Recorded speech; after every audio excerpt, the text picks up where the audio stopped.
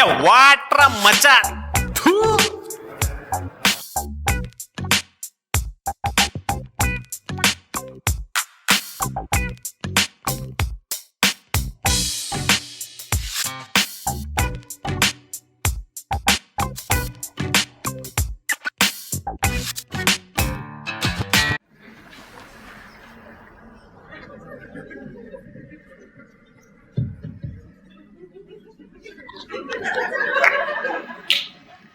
This is what happens when you play doll at the age of 33. Especially when you are the doll. The ones who are dressing you up are little girls in their 20s. Wow. So let me explain. You must be wondering, right? Please get up. This one I just thought that, if Superman was there today, I don't think you would wear the V underwear, right? It's more comfortable. See, there's a story to this. I was in my office. I invent devices, part of a company, and we have interns. We have design interns. So one intern, her name is Aboli, name changed. You know what? Let's first tackle this name change business. Haven't you read this in newspapers? I don't ever understand the logic of name change, right? Because see, if someone says somebody's name and an activity, you never think of the name anymore, right? But when you put name change next to it, you start guessing what that real name could be. And invariably, it is possible to be correct. So I think the only foolproof way could be to actually say the real name and then follow it with name change. So having said that, Aboli comes up to me and she says, we want to see you do a stand-up comedy show. When can we see you do it? I said, there's one coming on 3rd June. Now see, I'm used to a lot of questions that follow after this. Where is it? What time is it? What is it going to be about and all that. But this next question I was not ready with, which was asked by her friend Gaurika, name changed. And the question is, what will you wear that day? I don't even think what I will wear the next day.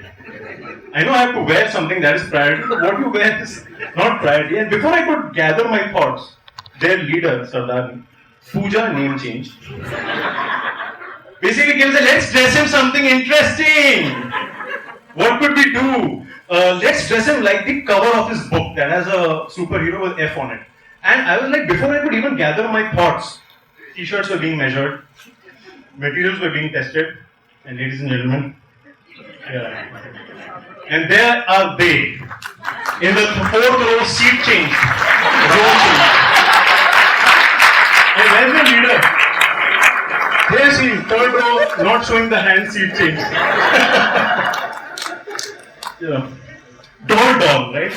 I don't understand this. See, I wanted to start this show with this doll thing. I didn't know what it was called. I go to my niece and I ask her, what do you call a game where you dress someone up? Doll. That can't be right. Let me just check other things. So if you're making a house, what do you call it? House. If you're like running and catching someone, catch. If you're playing doctor. I was like, this is a nice logic. It's so simple and everyone understands it. I really admire that. As adults, I don't know why we don't use that. Like, what does Modi do? Tax. What does Malaya do? Loan. Then gone. So simple, right? What does Kejriwal do? Cough. What do peacocks do nowadays? Tear.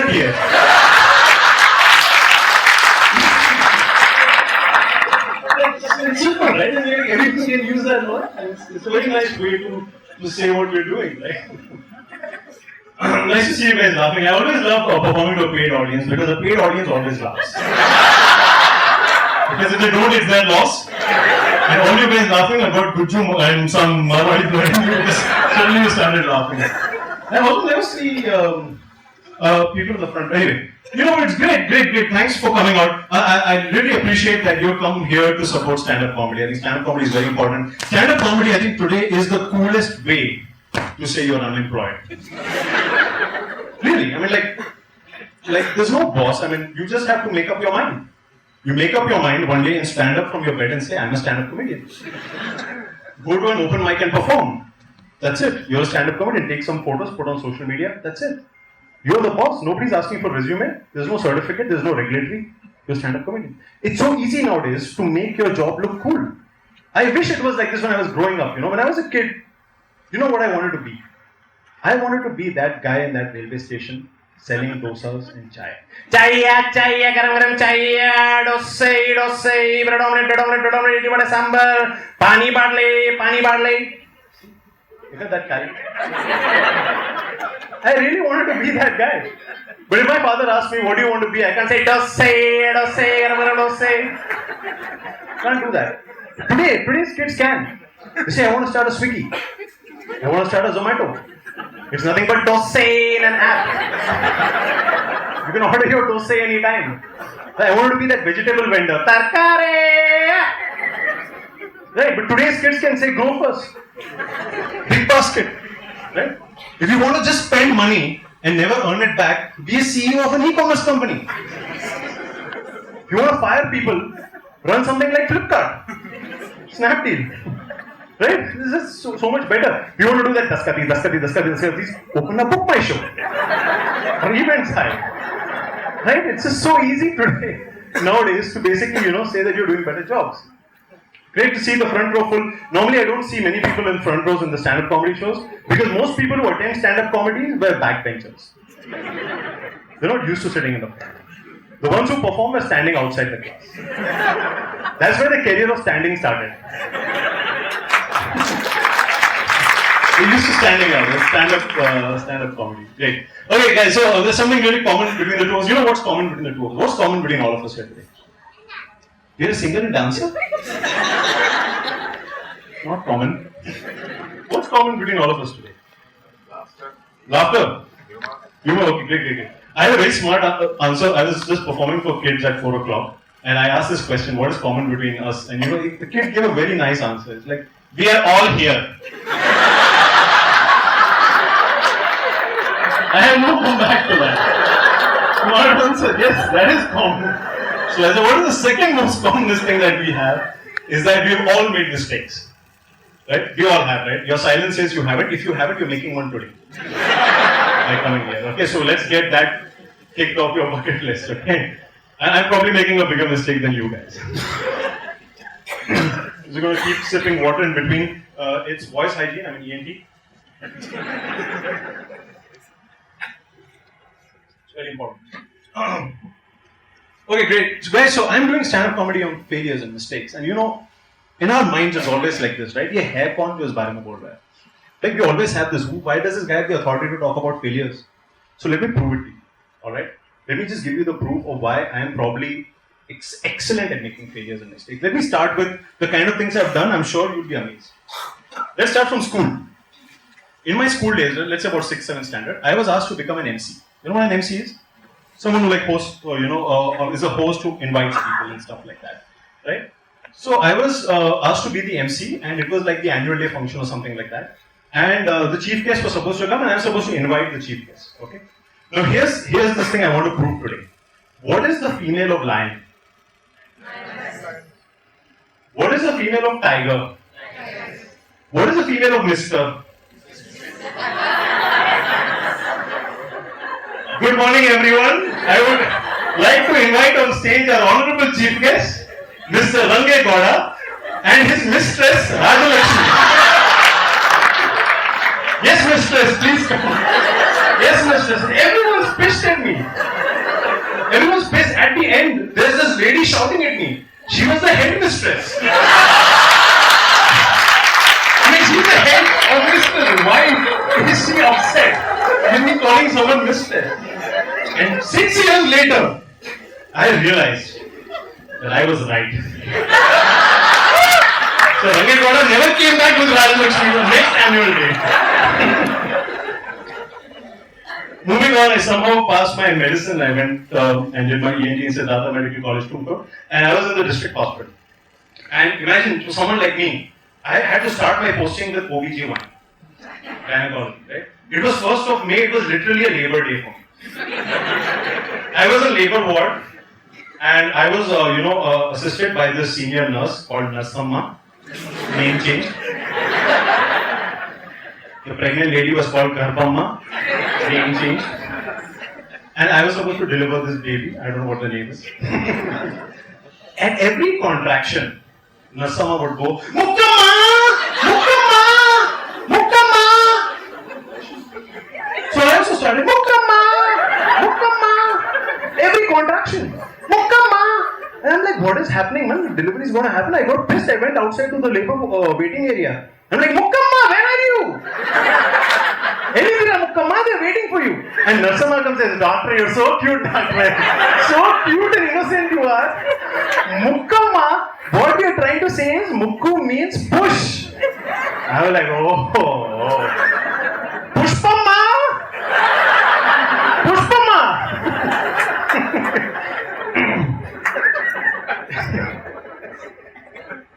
Going forward, I mean, these things you can understand. One was language issue, other was learning issue. But how can I make an absolutely stupid mistake? Yes, I can. So I went to Delhi to write an entrance exam. You know, Delhi plays exam. Play exam a lot. So I went to Delhi and the Delhi metro had just started. Right? And I'm very confused, right? I'm standing in this queue to cross to the train. Have you seen these doors that open like this? And there's one row of queue here, one row of queue here, one row of queue here. But there are these consoles in between where you drop the coin. Now I was confused which side opens what gate. Right? In Delhi, everyone wants to help. Oh, इधर देखो भाई साहब, इधर देखो मैं जा रहा हूँ भाई साहब, देखो देखो मैंने डाला, कॉइन डाला, खुल गया. अरे यार ये तो बड़ा सिंपल है, मैंने भी कॉइन डाला और उसका खुल गया. And by the time I came, it was closed. For the first time in metro history, there was a guy who didn't have a way to come out of metro. I really felt what constipation feels like that. You're stuck, you don't go out. That moved the head. I actually worked at Nimhans 10 years ago, like a decade ago. I was a non-PG junior resident, right? That's what they tell someone who doesn't have a job and is a doctor who wants to. And I was seeing psychiatry patients, and it's a very busy OPD, an outpatient day. I was seeing various psychiatry patients. I have this very bad habit of trying to be like the person in front of me. However they talk, I try and talk like that, right? So I'm basically seeing like a truckload of patients, and I'm seeing patients, and this guy comes inside like an elderly gentleman with a beard, like, "Sir, हमने देख लियो sir, हमने जरा देख लियो sir, बहुत time से wait कर रहा हूँ." मैं वो बुलाता हूँ, number आएगा, बोलो, बैठो. Again seeing patients. Sir, हमने देख लियो sir, जरा हमने देख लियो sir, बहुत time से wait कर रहा हूँ. And he kept doing that 5-6 times. Level like, खत्म करें बुलाऊंगा ना, patient देख रहा हूँ, जब खत्म हो जाएगा तो बुलाऊंगा. ठीक है, बाहर wait करो. For 15-20 minutes, no one came. And then there's chaos outside. And then I hear that chaos and come outside, and this guy is running and basically saying, वो दाढ़ी वाला जल्ला था, सबको खत्म कर करके बोला रहे, अंदर नहीं जाने का खत्म करेगा, मुझे बचाओ. Paranoid schizophrenia. He had delusions of persecution. He thought I was sent to kill him. It took us a lot of time to treat him. I mean, there could be mistakes at this level also. The other mistake I did was after this is when I went to Tata Cancer Hospital in Mumbai to train how to do throat cancer surgeries. This was my first time I ever went to Mumbai, right? For me, in my mind, Mumbai has only two languages, Hindi and Kapuri. Because I've only learned this from movies, right? They either speak Hindi or they speak Kapuri. So I was like, maybe this is the language the local community speaks. So patient comes with ENT condition, यार क्या problem है, बैठना है, क्या problem है, कान में दर्द होने लगा, दिखा कान ला, फिर तेरे कान का पर्दा फट गया है भाई, अंदर से बाहर आ रही है, पुल बनाना पड़ेगा क्या, सिंपल सी बात है, पीछे से चमड़ा लेंगे, चिपका डालेंगे तो ठीक हो जाएगा. This guy is like, sir आप क्या बता रहे हैं, क्या बताने की कोशिश कर रहे हैं? But he doesn't know his language. But I realized it's so easy to do medicine in Kapuri. No, it's like really altitude के लिए जोड़ देंगे, दो टाका मारेंगे सही हो जाएगा. So easy, right? But when the medical language is so complicated, you have a perforated eardrum, it's chronic suppurative quadratic media, it's a chronic discharging ear. We're going to take a graft from the back of your ear, we're going to place it over there, and you might be better after that. फट गया है, चिपका नहीं है, खल्लास. You understood? It's so simple. Lots of other smaller mistakes that I have made. I have gone in a car, my own car, and I have come back in Ola and Uber. Then I have gone in Ola and Uber, and I have come back in my car. How else would I bring it back? I have applied for leave and shown up. It's the most awkward situation. I have called an audience for a stand-up without preparing material. Oh, that I was supposed to say after this. But you know, like guys, we all like the first thing we do. You know, like we like our first party, we like our first kiss, first relationship. I'm really attached to my first mistake. My first mistake started very early. You know, I started very early in this to get here. My first mistake started somewhere around 4th standard. And this mistake revolves around a very sensitive topic. And I appreciate the deathly silence. It deserves it. It deserves it. Really, I'm not joking. This topic no one has ever talked about. Right? And this discrimination is happening in every household. Everyone's doing this. Nobody stood up to talk about this, and I'm going to talk about it today. I'm going to make all of you uncomfortable. Mothers, watch out. This is going to be very discomforting. And this topic is called outside food. AKA junk food. Outside food is the single sole discrimination, racism happening with food in our house. Right? And nobody's doing anything about it. It's not based on the food, it's based on the location of where it is made. Outside food is defined as the food made outside your house. In fact, it is the food made in somebody else's house. The food that you eat in your house is outside food for someone else. Restaurants are so, worried about this outside food business is that they call their food home food. Ammi's biryani. Try to give a home feel to it. Right? Because there's so much of connotation to this outside food. It has a negative connotation, but for mothers, this is the root cause of every problem. One day I was booking a cab, right? And the cab was not found. And my mother comes and says, "और खाओ भात का खाना, और खाओ, घर का खाना तो खाना नहीं, वो तो अनहेल्दी होता है, बाहर का खाना और खाओ." बोला, माँ क्या लेना देना, मैं कैब बुक कर रहा हूँ, घर का खाना खाया होता तो चल के जा रहे होते, कैब नहीं बुक कर रहे होते. And God forbid, the one who's laughing loud is my mother. She's right.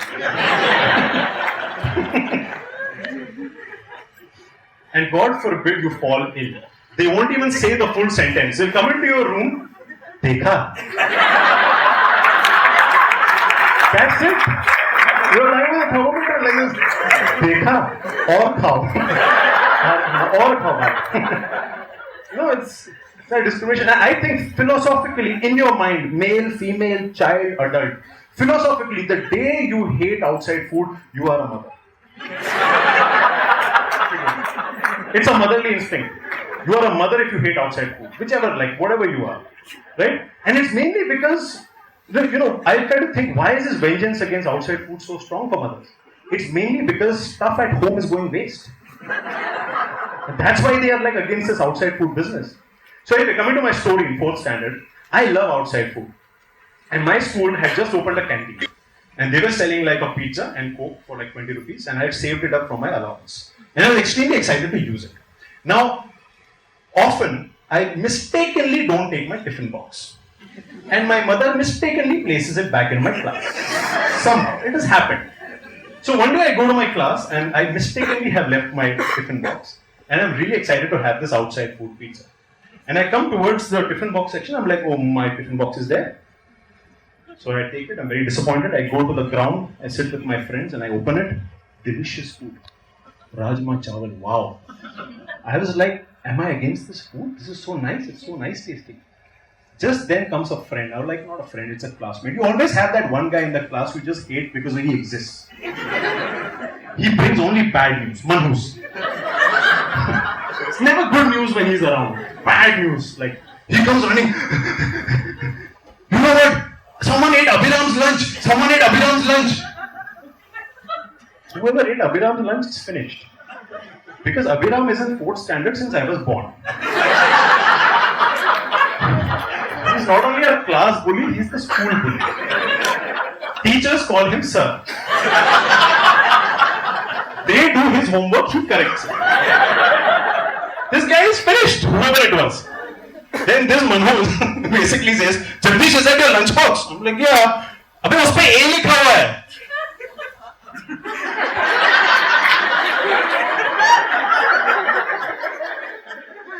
And before I could say, don't tell him, this guy says, let me go find him. And 2 minutes later, I hear,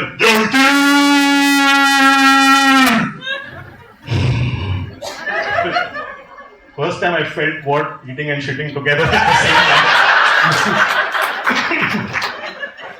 Abhiram comes and Abhiram says, "You ate my food." And you know what? Bullies never talk in long sentences. Have you ever noticed any bully or gunda? They will never say in a long sentence like "Budak, kya, wait, ja, just that much. Just that much. Now you will never see a bully or a gunda say, "Oh, I'm sorry, I think you've made a very honest mistake by eating my lunchbox. It looks very similar to your lunchbox, and it's just an A that you didn't see. But next time, would you mind being a little more careful because I'm really hungry?" They're not going to say that, right? You can identify who's a bully by their volume of speech. So this guy basically says, "You ate my lunch." I got so scared. You know, we gulp when we are scared. I gulped so hard that my entire bowel movement moved and I left a small fart. Now see, big fart I'm okay with. Big farts don't smell. But a small moist fart really smells. And Abhiram does Rajma Chawal. For the first time I experienced what life flashes in front of your eyes mean. And at 4th standard it just flashed. Because nothing much had happened before. And I was standing there and Abhiram was like, "What is he going to do? When is he going to beat me?" He lifts his hand and he hugs me. And he says, "I hate home food. Thank you for eating my food." And I was like, "Great. This is perfect. I eat his food, that's outside food for me. He eats my food, that's outside food for him. We are both happy." And teachers are doing my homework now. 25 years later, this is when I'm telling my mother now. This is what I did the whole schooling. I didn't have her lunch. I don't think I'll go home today.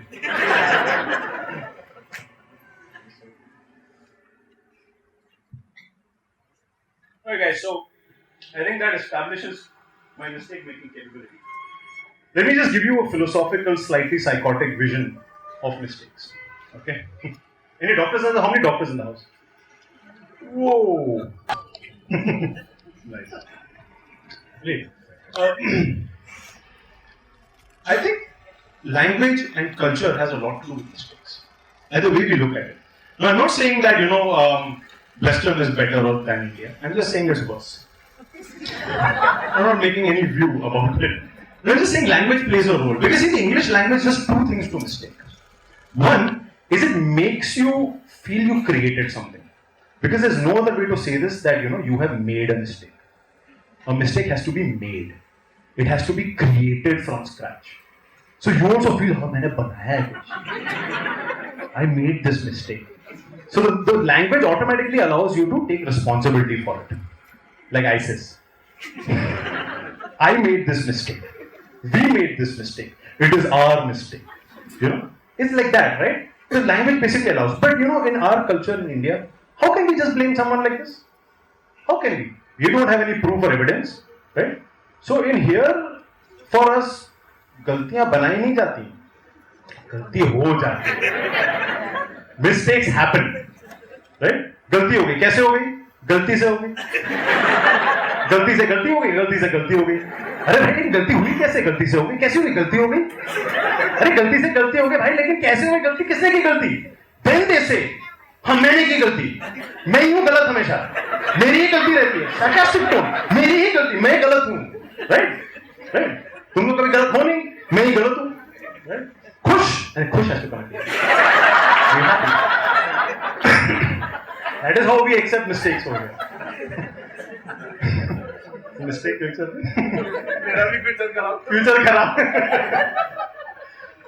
The only other thing I think has to be made in the English language is love. We have to make love. Hey, love has to be made. I think it's more confusing for me to understand love because mistakes, anyway, you can make from scratch. Love, you have to find. First, you have to find love, and then you have to make it. Now, how can you find something which you have not yet made? And then when you make it, you lose it. I mean, that whole language has entangled this whole meaning of love that Western population is in control. Right? They're like, what are we doing? Are we finding love, making love, losing love? What is happening? They're like so confused. In our culture, no. There's no concept of making something or doing it. होना होगा प्यार तो हो जाएगा. Single philosophy of arranged marriage. Don't waste your time finding, making and all that. Get married. If you are lucky, you will get love. Otherwise, you won't. प्यार होना होगा तो हो जाएगा, right? But I think there's also, a synonymous overlap between the two. I think mistakes and love mean the same thing in many times. But when your love becomes a mistake, or when your mistake becomes a love, you never know. And so much so, even in our language, that is one thing that's similar. Haven't you seen in those old Hindi movies, when a girl is pregnant and she has to tell her parents, how does she say it? Pitaji, mujhse galti ho gayi. To bahut badi bhool ho gayi. That's what she's talking about. The mistake that she's talking about. Mistake is love. I mean, here in India, you can actually get beaten up or even killed for loving. It must be a mistake. I think there are two types of people, right? There are people who make mistakes, and there are people who find mistakes, right? Now, if you are thinking that I just now said only love can be found, then you are a mistake finder. If you had not thought of that, then you are a mistake creator because you believed everything I said. Right? There are two types of mistake people. These mistake finders have made it so difficult for people to exist that everyone's so sensitive to being caught in mistakes or flawed about, right? I was just 2 days back at a tea stall and I overheard 3 gentlemen talking like this. All right, one guy says, "Sir, I think your wife is cheating on you." Very serious. The other friend says, "Hey, how can she be cheating on him? If it is anything on him, she is allowed to do no. It is having an extramarital affair." Oh.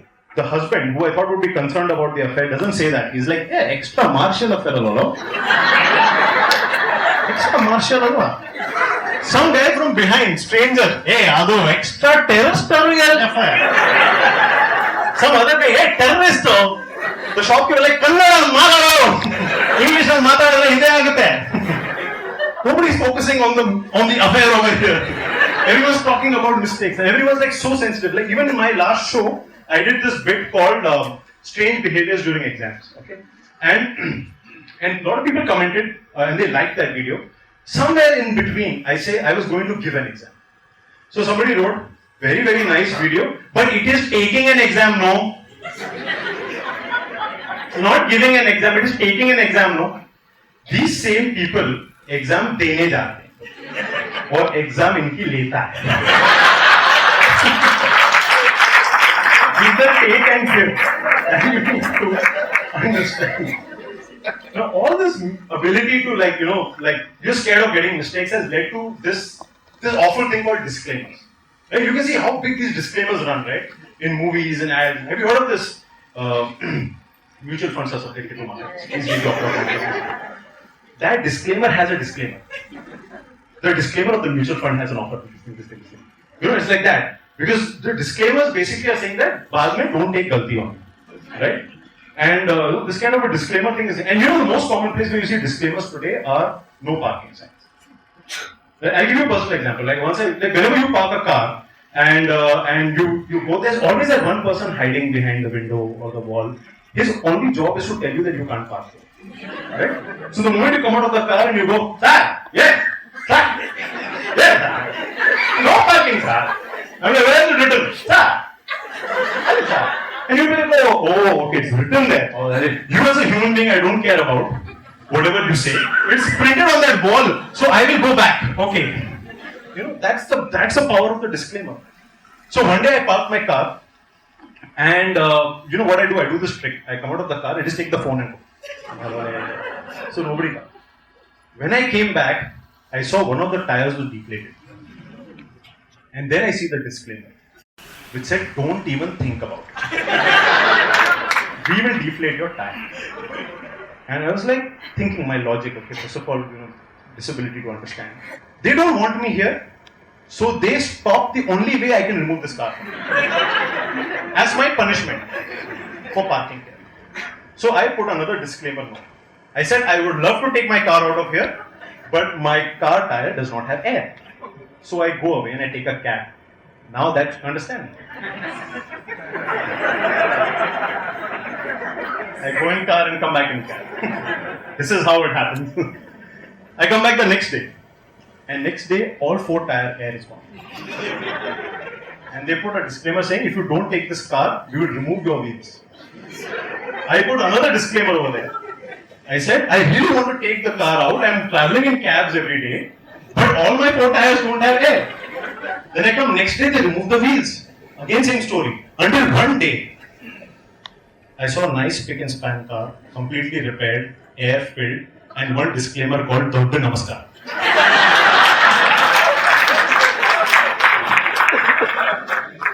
There's so much of effort to do this every time, so I thought to tackle this problem in a different way. I have put a disclaimer on my car. No parking signs in front of the car. So I drive my car and I park there, and if someone says, "Hey, what? I'm like, "Hey, what? No parking board alwa. Here, no parking board alwa." Oh, howda sir, sorry, ನಾನು board ತೆಗಿಬಿಡ್ತೀನಿ, sorry.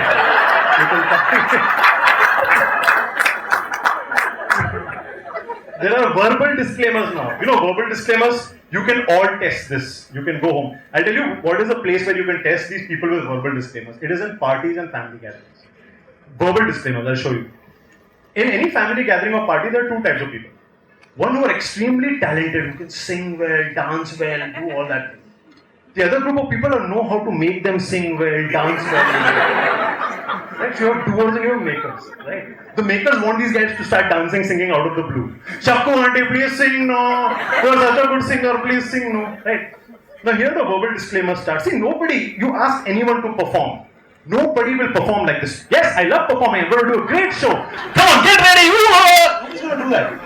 Somehow they follow this unmentioned rule, you know. The rule will be like, no. So many years back I practiced. I am out of touch. I can't sing. Please, leave. Shakku auntie, please, no. Shakku auntie, please sing some song. Please sing a song. No. Why you want to spoil the ambience? Why you want to spoil everybody's mood by my poor performance? You know how much of the disclaimer she's laying. And then these guys won't leave. Shakku auntie, please no. And she'll be like, okay, for you I will do. And then when she takes the mic, she's going to sing like it is a concert. And everyone is like, without practice, look at Shakku auntie singing that. Without practice. No way to find a fault in her. Because she's reduced her expectations like this. But she doesn't leave it there. After the performance, she'll say, "Throat was a little bad. I think I was able to blow this performance." So you will go like, "Oh, what a performer!" Right? these verbal disclaimers, right? For a word. You guys having fun? Yes. Are you? Thank you. You're a husband. I can know by your question. Just the very thought of thinking what I am going through. You were like trained to be a husband. Absolutely. I'm completely fine. Thank you, sir. Thank you. I really appreciate that.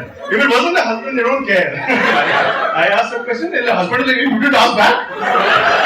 What will happen? I won't get food today. I have to eat outside food." So just like the disclaimer rules, there are lots of other unsaid rules related to mistakes, and let me lay them out for you.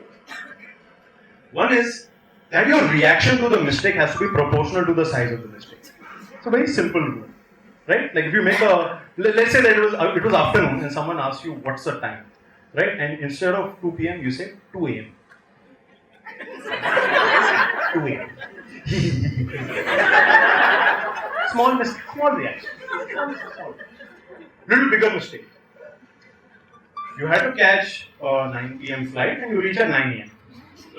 Oh, little bit like this you will do. And then someone has invented this fake cry. Again I did the fake cry. Come with a slightly higher rate. It's a fake cry, slightly higher rate. Let's say you made an even bigger mistake. 9 a.m. flight, you reach at 9 p.m. And you're like angry. Like this. And a really big mistake, like if that 9 a.m. flight that you missed by coming at 9 p.m. was to go for a job interview. You're not very happy with that.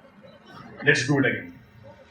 That 9 a.m. flight that you missed was to reunite with your wife after 1 year. On her birthday. And you are the birthday gift. Now happy? Your response would be like, why me? You know, that's a response of a really big mistake. Like, you can't go back to your wife and say, He's like, what, you went outside food and came home? Play divorce with the lawyer now. That's what she'll tell you. You can't mess up the reactions of these mistakes. You can't like go over 10 people on the footpath and come out. It's psychotic. You have to maintain that. That rule has to be followed, and it's, that's a fault. The other rule that all of us make is whenever we make a mistake, we look around if someone has seen us. And this you will always notice when you have to throw something in the dustbin. And you go close to the dustbin, you don't want to bend, you'll throw. It falls out. Because if someone is there, you will pick it up. And if someone is there, we have to check if someone is there. Third thing that we do, we have to defend. We have to defend our mistakes. It's our mistake, we have to defend it. I once saw my friend do all the types of defenses in one go. I went to watch a match in his house, alright, and it was a cricket match. This guy was standing in front of the TV and he was ironing clothes. So I asked him, why are you ironing clothes? Like, my wife thinks I don't do anything else. I don't help in household work, I'm ironing clothes. That's a very exciting match going on, and we are watching. It was a hat-trick moment. And like the third ball is about to be balled, we don't know if the person is going to be out or not, and suddenly we smell something is burning. So this guy burns the dress. Wife's dress. Wife's favorite dress that he bought for her anniversary.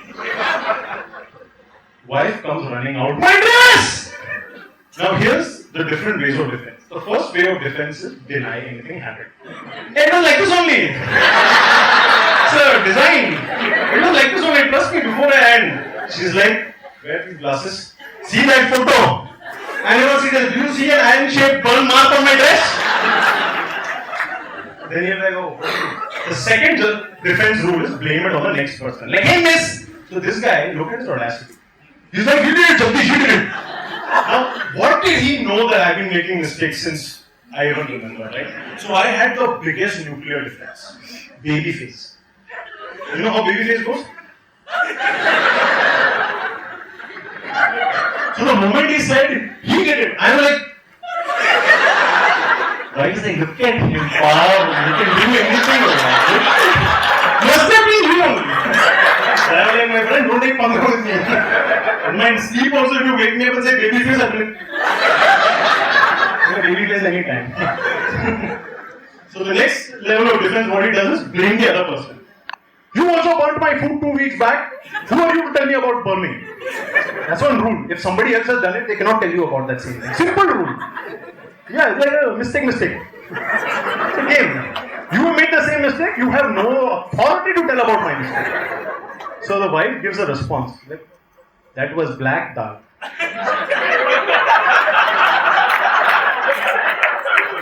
So this guy like, okay, this also. So basically then he comes to the last one, which is accepted but act innocent. Oh, I only must have done it, but I don't know how. I only must have done it. Circumstantial evidence. I was born and raised by a psychiatrist. My dad's right here. Oh, my father, by the way, also loves acting, right? He's been an inspiration for me. Sometimes you'll see him around acting as a director.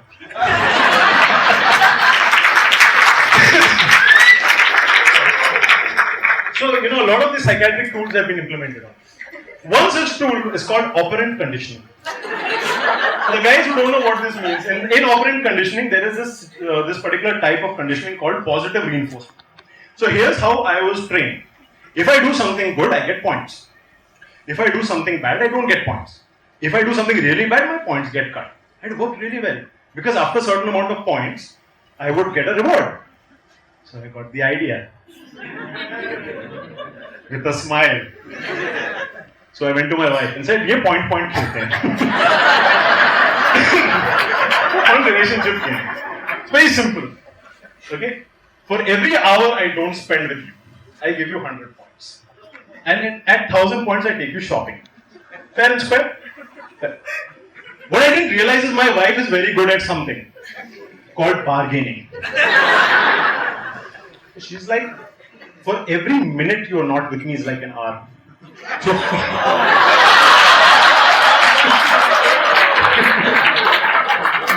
So, 600. I would have ideally asked for 100 into 60. That's too high. I know you can't afford it. Let's do 500. I don't know, 500 is too high. So I went 150. She went 550. I went 200. She went 700. Then we both settled at 600. At 600 points, I was taking her shopping every 2 days. I was running out of money. I was like, something is wrong over here. Like, you need to give me points back so I can replenish. But her rules were bizarre. And every good thing I did, she would give me 5 points. And every bad thing, minus 10,000. Now, what's the logic? My whole life, I won't even make up to it. Like, Malaya.